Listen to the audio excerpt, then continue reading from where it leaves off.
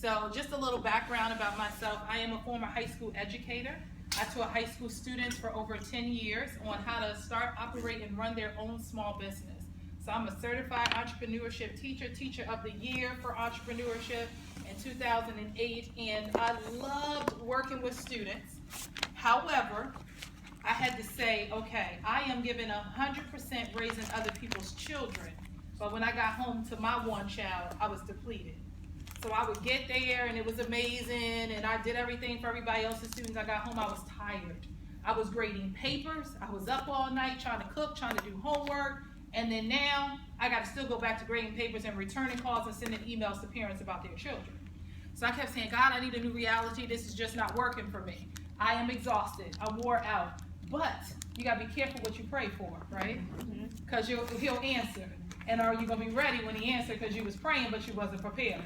So literally the end of that school year, my boss was one of those bosses who had a tendency to not tell you you were fired until the end of the school year, last day of school. But you knew if you got called in the office the last day of school what was going to happen. So that year he called me in his office and his response was, we love you here. The kids, you are amazing. You're doing a great job. However, we can't afford your position anymore because I brought the program to their school. They didn't already have the program. So they could actually do without it. Had I never brought it, they would have never had it. So I said, okay, now to go back to that, you praying and you got to be careful what you ask for, right? And so literally I was that mom who dropped my daughter off at before care. Then she got taken to school. Then she got brought back to aftercare. Then I had to rush home from Georgetown to PG County to make sure I pick her up because, you know, if you're 5 minutes late, guess what? They taking your kid to the police station or they call the police on you. Or you paying big money to pick up your children. So I was that parent rushing every day. On that particular day, I did not go home on that day to pick up my daughter. I sent a family member to pick her up. And so what did I do? I went home and I had one of the most ugliest cries. And ladies, it's okay to have ugly cries. Because we feel like we're not supposed to cry because somewhere along the line when we were growing up, somebody told us crying meant you were weak. No, it does not.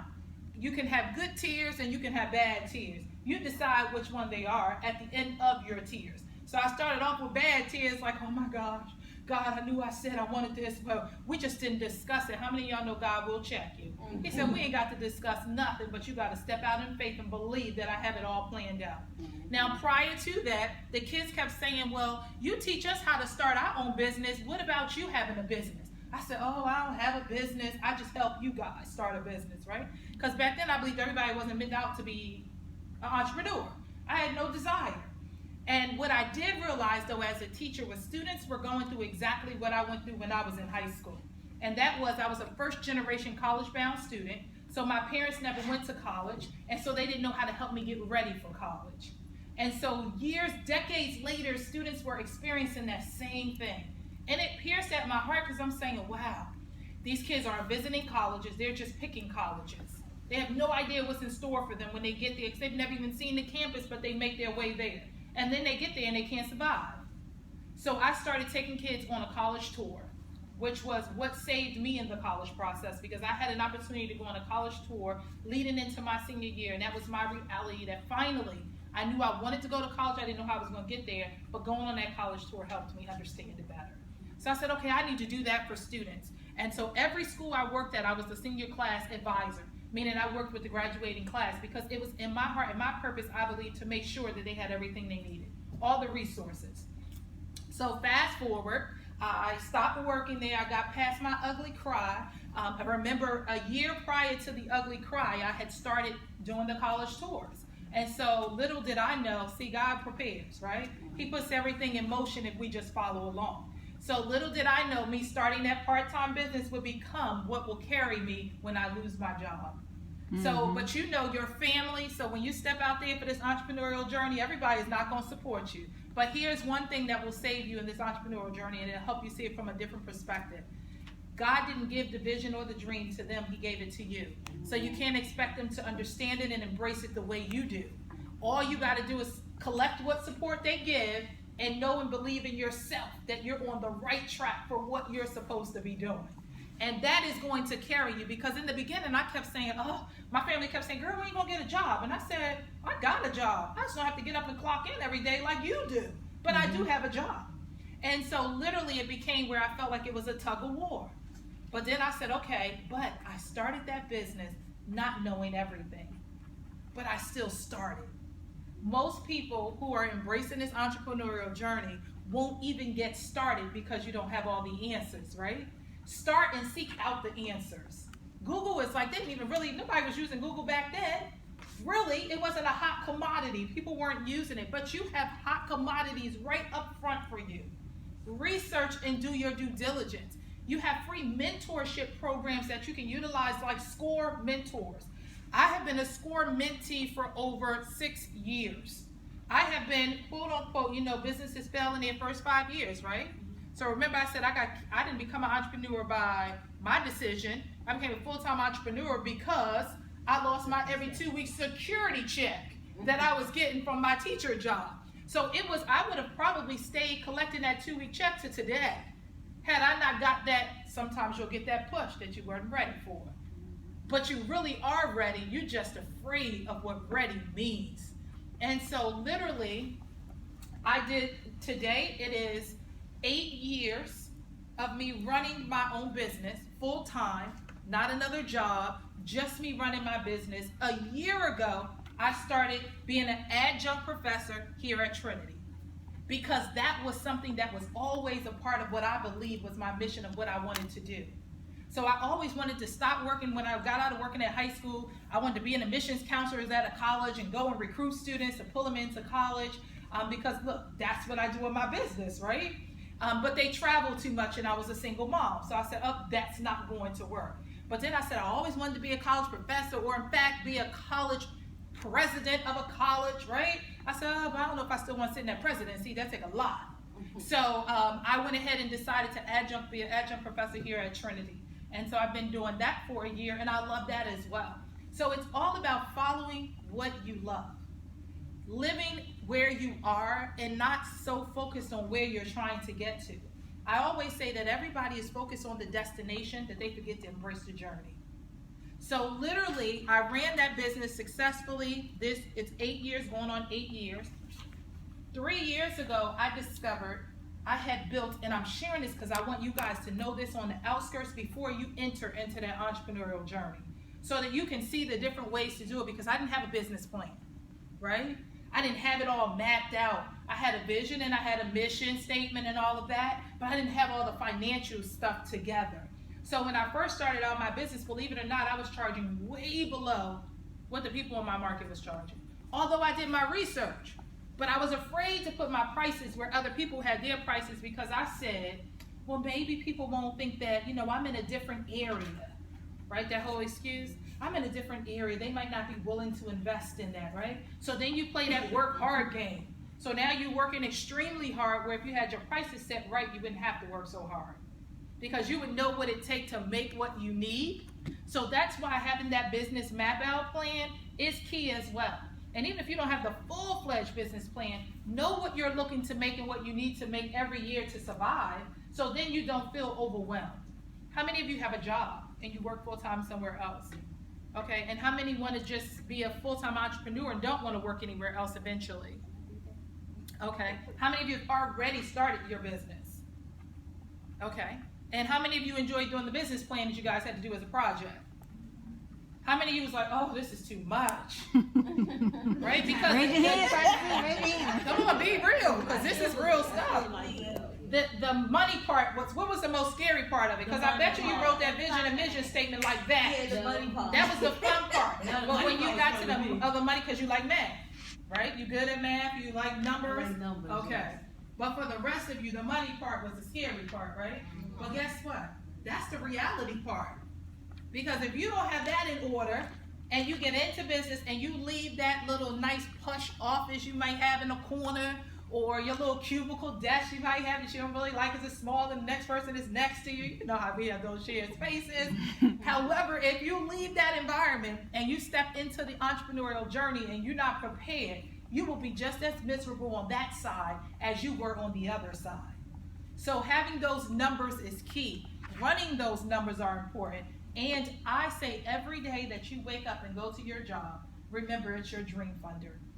it will one day fund the dream that you have been looking to walk into. If you just go that way every day with a smile and appreciation to say, every day I work in here, I'm one step closer to stepping out on faith in my dream. One step closer. Because if you look at it like I'm going there every day and, oh, Lord, I got to come up in here again today. I got to listen to Tanya gossiping in the lunchroom at lunchtime. Such and such showing up and they got a nasty attitude today. No, look at it as, listen, she might need my program when I launch out my business. I'm going to share it with her because God going to use me to, in return, help change her next time. Right? We got to see the blessing in everything that was moving on in our lives. Every phase is required for you to reach your destination. If you skip one level, you will not be prepared when he gets you to the level that you're needed at. He said, if I can entrust you with a little, I'll give you a lot. But if he can't entrust you right now with the little that you have, by all means, there's no way he can bless you with a lot. So working on that business plan is the first foundational step. I didn't have that business plan. I told y'all I was winging it, right? So for 6 years, I ran my business. Well, I say about 5 years, I ran my business successfully. And I'm going to slip and show y'all how I went from Suited for Success to this platform now, right? Because this didn't exist a year ago. But look, right? One thing can change a trajectory, right? This did not exist. There was no Regina Robinson Speaks. Now, mind you, I had been speaking at high schools for over 6 years, right? Didn't even realize it. I just reflected, this is crazy, I'm sharing this today. I just reflected back and remembered. In 2002, I was a senior advisor at a school that I worked at in the state of New Jersey, where I'm from. And I did opening remarks to that graduating class. I said God was setting the stone that day. And I had no idea. And look at me today. I said, wow, I didn't even realize it. Then I shared with one of my girlfriends who I went to grad school with. I graduated from Georgetown, right here in Georgetown, well, right in Georgetown, with my master's degree in Bowie State with my undergrad degree. I shared with my classmate from Georgetown. I said, girl, I'm a published author. Oh my gosh. She said, I don't need to remind you was a published author when you published your thesis, do I? You've been a published author, sister. You just didn't realize it. So you already had that accolade. You just forgot, I guess. So we don't even realize when he's already positioning us for things. So 2-3 years ago, I realized that one thing about everybody realizes that a tree, the root is the foundation of that tree, right? If it begins to rot, everything goes wrong. So what I realized was I had a successful business, but the foundation was crumbling, and that was me. So I didn't believe in myself anymore. I was doubting myself. I realized I didn't love myself enough. And in fact, I thought, well, wow, what about if people don't continue to want to support me and this and that? I had started going through the woe is me, right? Life had finally caught up with me, because one thing you know is you can look good on the outside, and when I showed up, I looked good. But on the inside, I was broken, because I was that person who was doubting everything about me. Everything that I was great at, I doubted. So God says, oh, I'm going to take you through a purging season, and it's going to hurt. Ooh, can I tell you, be open for purging in your life. Before you even set foot in this journey, open up to purging. Because if not, when you get in there, those sleepless nights and those long nights, see, some of you think that you're going to become an entrepreneur, you're going to have more time for your family, you're going to be sleeping a lot more, and you're going to have a lot of flexibility. I'll stop by to let you know that is not the case. You will be up nights when people are asleep. You will be awake while people are still asleep. And then when they go to bed that night, you back up still. And then when you finally decide to close your eyes and go to sleep, can I tell you, your mind is waking you up with an idea. And you want to grab your phone and start typing in your notes section, because you don't want to forget it. Listen, I used to not wake up and write down. Then I realized in the morning I didn't remember. I said, Lord, you just gave me a great book or a great idea or a great speech, and I don't remember it now. So now I'm crazy, because I'll get up and grab my phone, I'll record it, or I'll type in my notes section and speak it into there so I can have it.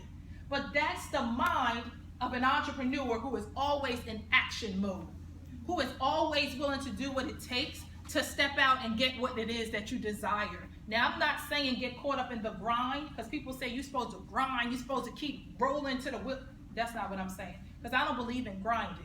Because I believe if you're walking in favor, everything is already aligned for you. So you will never have to grind, but you will have to put action. You will have to plan, and you will most definitely have to prepare. See, people want to get there, but they don't want to plan, they don't want to prepare, and most importantly, they don't want to put in the work.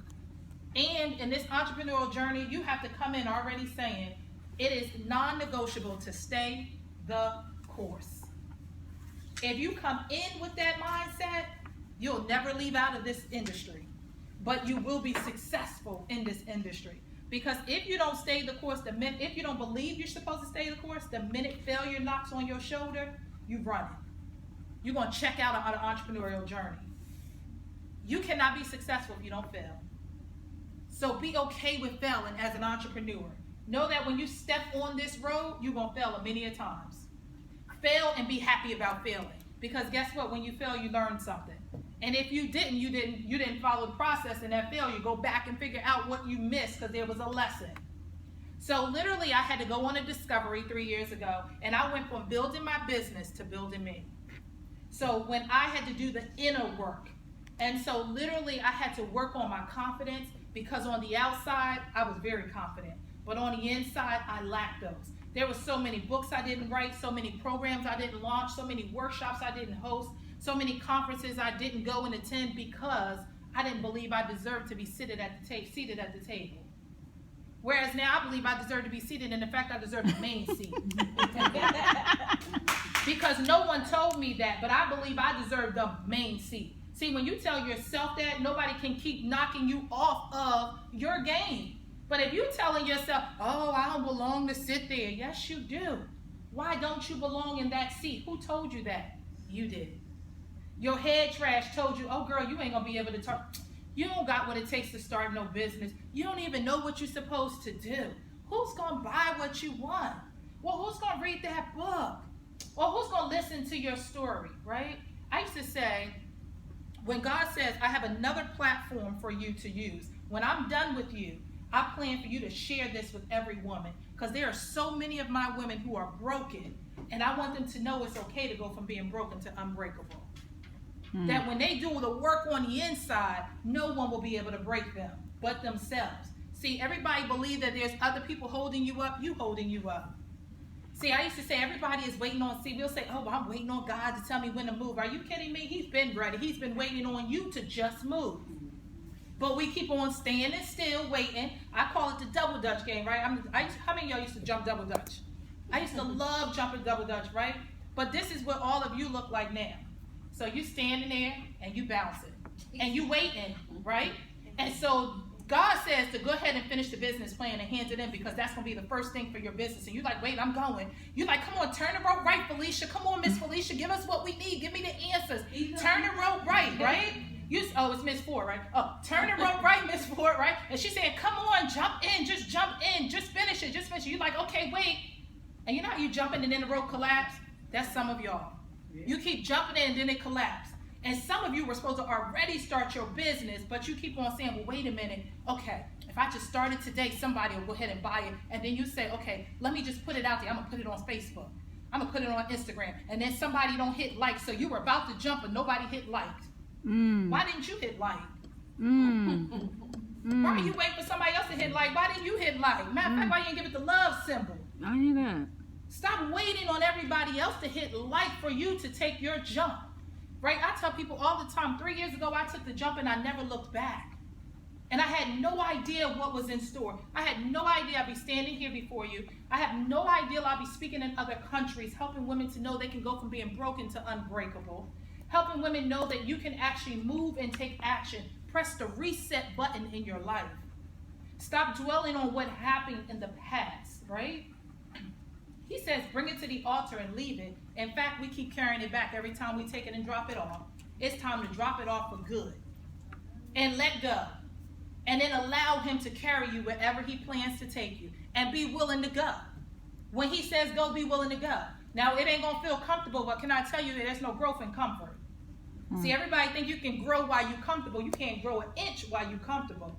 But when you get a little bit uncomfortable, oh, you can grow. And so literally, I just stop by tonight to make you feel uncomfortable. so that you can now take some different action that you weren't taking before, because somewhere along the line your mind said you weren't ready. Well, you're ready. I just gave you that declaration. You are ready. Somewhere down the line said if you don't have your business plan perfect, then you're not ready. You're ready even without the business plan being perfect. I said I didn't have one, and I'm on year 8. Now, I'm not saying that's for everybody, but I'm saying get it along the line, right? But somewhere you keep saying that your business isn't a great idea. Yes, it is. And someone is waiting on what you have, and you are doing a disservice to not only them, but to you, because you won't give them what they have, what you have. So while you are not only crippling you, you are crippling those that are assigned to you. So you have to decide, when will I move? When will I take action? Because until someone else is waiting. So God had to share with me 3 years ago, until you get right, there are a group of women that's going to be assigned to you that need what you have, but unless you're willing to step out there and share, they'll never know that there's greater on the other side of what they're going through right now. And whatever that might be. See, we have to remember not to measure our success in alignment with other people's success. Because if you do, you fall short of maybe the success that was assigned to you, in fact, was greater than was assigned to me. But if you only watch me, and can I tell you, this is just an image, right? But find out what happened for me to get from where I was to this image. So when you start looking at people that you desire to be mentors for you, that you desire to pour into your life, make sure you get the underlying surface and not the glitz and glamour. Right? Because all the glitz and glamours, like I said earlier, my bio might sound great if we read it, right? But that's not what it's about. It's about, what did I do to get to that space? And so I don't want you to see the good side and not experience the valleys that I went through. So you know that there's going to be some obstacles. But will you stay the course? Because that's important. Will you take the jump? See, some of you are waiting. I say all the time, your greatness lies at the edge. The problem is you're afraid. You keep looking, and then you'll back up. And then you'll do good, and then you'll go closer. Then you'll look, and then something will tap you on the shoulder like you failed at something, or something doesn't seem as great as you thought it should be, and then you'll back up again. I'm telling you today, just go to the edge and just jump. I mean, a heavy jump, right? Don't even think about what that jump experience is like. Just jump. And I promise you, the rewards from that jump will far outweigh. Oprah says God could dream a bigger dream for you than you can ever dream for yourself. I would have never imagined that I would be a 2-time author. Matter of fact, 2 times on my own, 4, including 2 other book collaborations that are both best Amazon selling. So literally, I could have never imagined that. I could have never imagined I was okay just speaking to parents about how to get prepared for college, right? Go through the college process, I got you. But then put me before a bunch of women and tell them, look, it's okay that your heart hurts. It's okay that you had depression at some point, because I experienced it too. It's okay that you felt like some days you didn't care if you woke up the next day. It's okay that you believe that you've made so many errors in your past life that you can't be present in your present life. Why stop by them again to make you feel uncomfortable, so that you know that just because what happened in your past does not mean how you will dictate and move in your future, unless you decide to stay present in the past and absent in today. So if you want to be present in your past and not up front, close, and personal today, then that's where you will remain. But I stopped by to tell you to get present in today. Forget about what happened in the past. Deal with it, because it's going to hurt. It's going to feel uncomfortable. You're going to shed some ugly tears. I suggest you get down on your knees and get those ugly tears out. Because when you get back up, you feel such a sense of relief. You feel like you're ready to conquer the world. You feel like can't nothing stand in your way when you get back up. Why? Because you left it all down there when you got down there. So when you rise up, you're only carrying what you decide to pick up. So people like us as women are always wondering what the next person said about you. You worried about whether she's talking about you in class. You worried about whether she said something in class, right? What you just said to yourself far outweighs what she could have ever said to you. Your head trash dictates more about you than anyone could ever do. So it's time for you to reshape what you're saying to yourself. Wake up every day before your feet even hit the floor and declare you are amazing, you are awesome, and you have everything it takes to be exactly who you want to be today. and in preparation for who you'll be tomorrow. But we get so caught up in what tomorrow may bring that we forget to embrace what's today. So get present and get present in your future today, right? Release your past and show up for exactly what's taking place for you today. So literally after those 3 years of being purging, I have spoken on stages within 1 year. So I launched this platform a year ago. I wrote my book and published it on I went pre-sales on January 1st, 2016. My book is called Fearlessly Strutting Your Confidence, 12 Keys to Unlock Your Inner Confidence and Show Up in Your Power and Be Great. And I tell people all the time, I am not conceited about it, but when I show up in my power, unapologetically. I shine my high beams and I tell everybody else to turn on yours. Don't you dim your light so that somebody else shines brighter. In fact, they better put on their lights or they better put on some sunglasses. So because you should not dim who you are because you don't want to outshine somebody else. Because now you are crippling what your purpose is destined for so that you can align with somebody else. We've been doing that for too long as women. So ladies, it's time when they say shine bright like a diamond, it's time for you to show up and shine bright like the diamond you are. And you know it takes a lot to get a diamond nicely cut, nicely shaped, and nicely formed. Well, that's all the process that God is going to purge you as you get to that space. So literally today, I'm excited about all God has for me. I continue to embrace this journey. I continue to go and speak to women all around, and I don't come to rah you, but I want to inspire you to take action that's different from what you've ever taken before. I want you to know that it's okay to press the reset button. I want you to know that it's okay to get a little uncomfortable, because if you're not uncomfortable, you can't grow. And if your dreams don't scare you, they're not big enough. So you should be okay with being a little scared, because that means you're on the right track. If you're not scared, you're still playing in the kiddie playground. Let's get on the adult playground now, because we're all adults here. So we need to actually look forward to what's next. See, don't just show up at Trinity and take these classes without a plan for why you're here. Most students will arrive to college to go through for their degree, trying to go from semester to semester, but in fact, you should already be road mapping your plan. Where are you going to go when you leave these doors? What is your next opportunity? And you don't have to wait until the doors are closed and they say, congratulations, you are a Trinity University graduate. No, do it today. Start planning and preparing and taking the action steps needed today. So when they do, you hear that song as you march down the aisle, you got those tears in your eyes. They feel a lot more worthy because you already know what's coming next. As opposed to you finishing trying to figure out, well, I wonder what's going to be next for me. Because do you know how many students graduate trying to figure out what's next? And then they're looking to the left and right of those people who are talking about what they're already going to do next. So be that person who already knows exactly what you're going to do next. And don't just plan to keep taking class after class after class, but no way of knowing how that all comes together and plays a part in where you're going in your future. So literally, again, I only stop by to make you feel a little uncomfortable so that you know that it's okay for the dreams that you're dreaming to be entrepreneurs. It's exciting, but it does have some ugly days.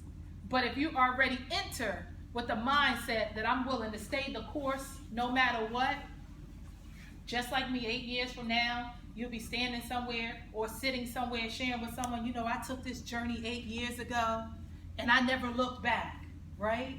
When you take that jump, remember, you don't need a parachute until you take your last breath. All you need to do is be willing to have the courage to take the first jump.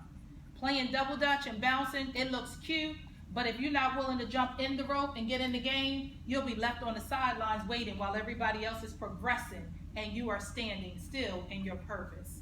Your purpose is designed so that you can move. Your purpose is designed so it can serve other people. And your purpose is designed so that you can walk in it, because every day you hit the floor, you're excited about what's the opportunity awaiting for you because you love doing what you love doing. And that is when you can walk into your entrepreneurial journey. So again, you guys know the saying, I only stop by to what? Make you feel uncomfortable. So what are you going to do from here, from this night forward, to make sure you're ready in your entrepreneurial journey? So I don't know if Felicia built us in time for me to ask any questions. So I don't want to continues because I want to make sure I can answer any questions you might have about this journey and about entrepreneurship and about how do you take that step, how do you move forward. So the floor is open to you to ask any questions. I have a question. Great. See, I love when people have questions. I love that you're a speaker. I love that your brand is you. My question is, do you have people that is like, let's say, board of directors or other people that's helping you as you're just the face and this is your brand and this is your business? Okay. So really, you're like a one-woman person, you know? So that's a great question. So she says basically, here I am and I'm the brand here and I'm the face here, but is there a team behind you? So know that I wish I could tell you it was so easy to step out of this entrepreneur journey and have a team. It is not that easy. Because guess what a team requires? Money, right? So yes, I operate my business, right? I'm getting to that phase now where I'm trying to branch out and build a team. Because it is important, because if you don't have a team when you get to a certain space, you can't keep growing. And so I had to realize that, okay, I'm stealthing my growth now because I'm at a space where I'm running two sides of my platform of my business. And so here I am, I'm speaking at high schools, I'm speaking at colleges and universities, and I'm speaking also at women conferences, right? So now that's already 3 areas and still helping the high school students get prepared for college. So that's going to require what? A team. And so you want to always build your brand, but to know that people don't always have to get you on the other side of everything. So of course to get on stage, they need me, right? But to get on the underside of everything, they don't have to have me. I can build a team to train someone to be the one to help the students get through the college process. And the people will feel comfortable knowing that it is the program that they're under and the program is not me. So people get mixed up with that, where a lot of times even that, I did that too, because the parents felt like, oh my gosh, if I wasn't the one working with their kid, then their kids wasn't going to be successful. As long as they're coming under someone who is trained by me, they're going to be just as successful as if they were working for me. And then you have to set this precedent for your business that if that's the case, then to get you is a premium cost, right? So you can get one of my other trained counselors, but if you want to get me, now we got to tack on a premium cost. Does that answer? Yeah. So no board of directors and all that, but if you have a nonprofit and different things, you do have to have a board of directors and those different things for a nonprofit to get started. Yeah. So she asked a question earlier about, so she started her own organization, but however, friends from the past know her as one way. So how do you transition your brand saying, no, I'm this way now? So say if you're now organized, you have a youth organization and you're talking about how you dress and talking about success, and they reminded you, well, you didn't dress like that, so how do you do that? So people have a tendency to remember you for the remember you, right? And they can't embrace the new you. And again, that goes back to, that's their problem, right?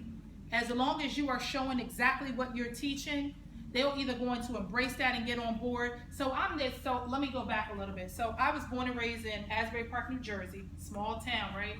Lived in what most people would consider, I didn't live in the projects, but I didn't live in the best neighborhood, right? We didn't have the best school systems.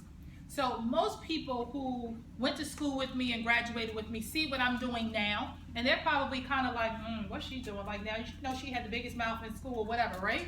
Exactly, that big mouth I now put to use for a good use. So again, you realize from a past you used to maybe be one way, and you learn from that not being the right way. And so why wouldn't you go back? Maya Angelou says when you grow and you learn, you should reach back and teach. And that's exactly what you're doing. Don't apologize for that, right? If they can't stand your shine, they need to put on some sunglasses. Because you got a new shine now. And they are still trying to judge you by the old shine. Well, guess what? They need to wake up because the old shine has long gone, and now you embrace who you are as a new shine. And don't let them take that from you, because a lot of time we allow them to chip our joy away as we don't want to embrace, because they are a constant reminder of who we used to be, but you got to constantly remind them of who you are. And you're not the old whoever you were. Yeah, I would always think that they're just trying to inflict fear and try to stop my growth because they're unable to reach my level. So it's just, they haven't had that conversation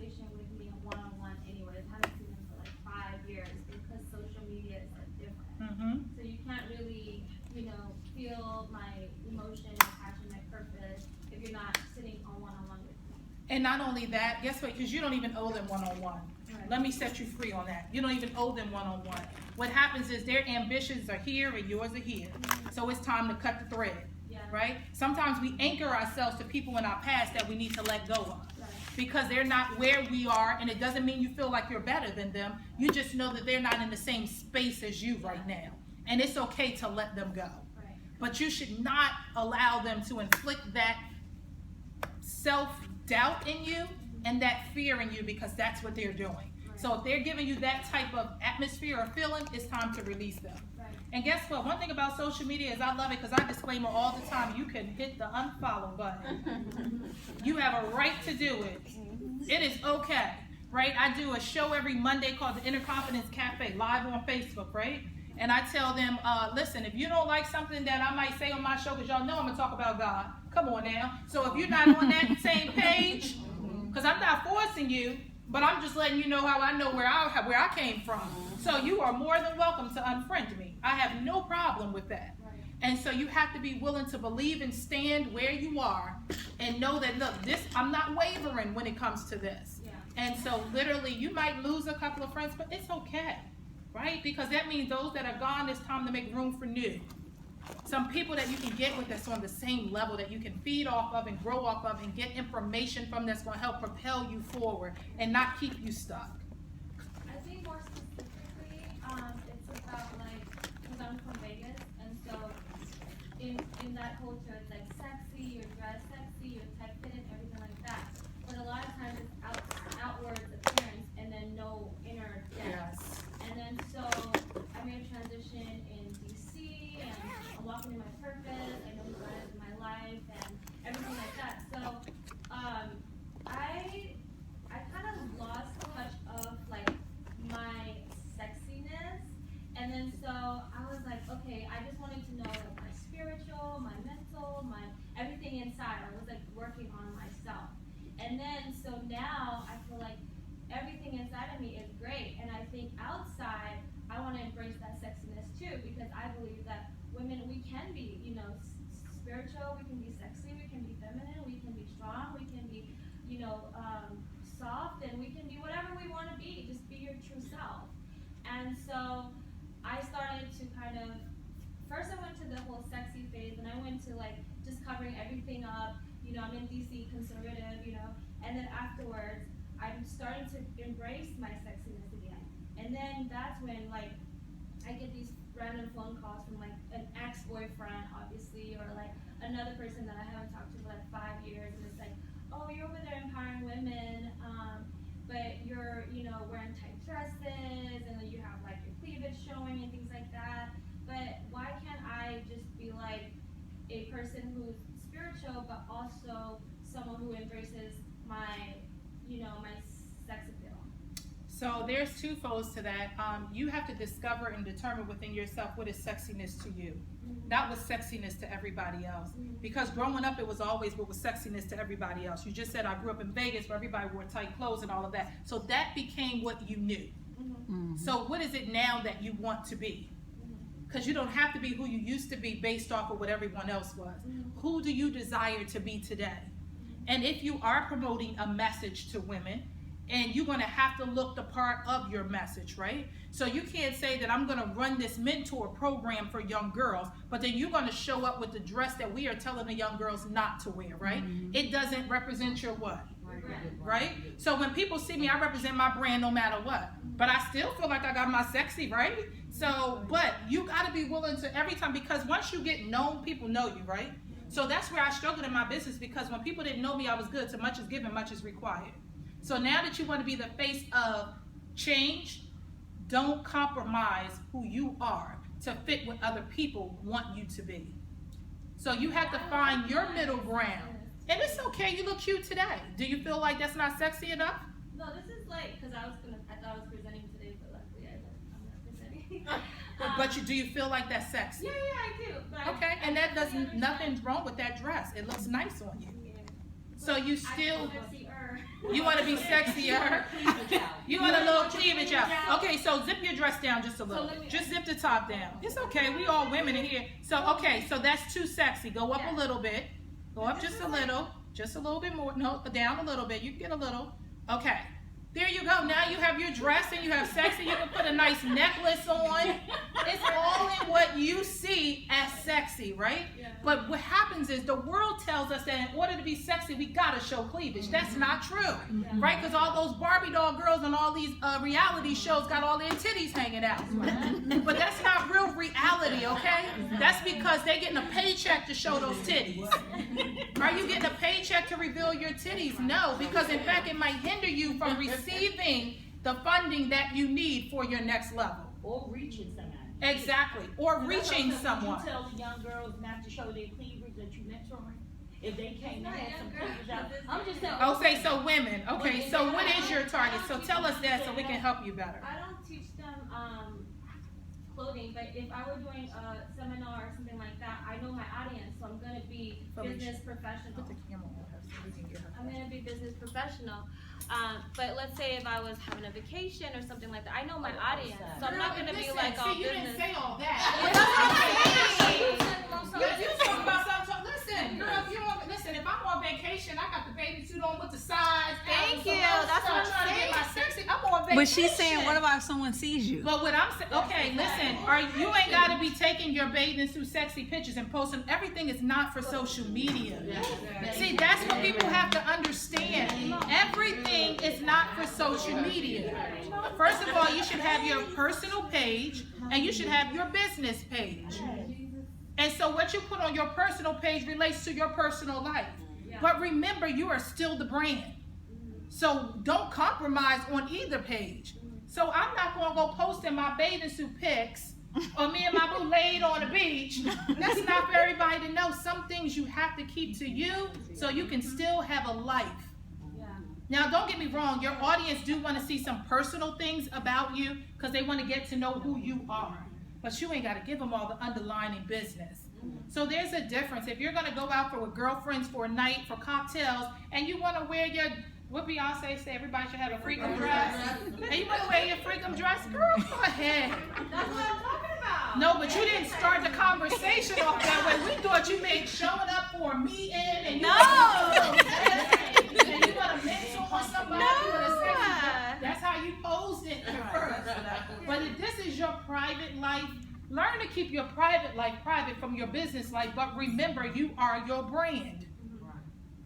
So there's a thin line, right? So people are checking your social media page, girl, just to see when you fail. See, everybody you think is your cheerleaders ain't your cheerleaders. In fact, they're cheering for when the day you fail. So careful who you think cheering for you. So see, that's the problem. You got people who not really cheering from you. Unfriend them, girl. They don't even gotta know. Just hit that unfriend button and keep it moving. Yeah, you can unfollow people. Click the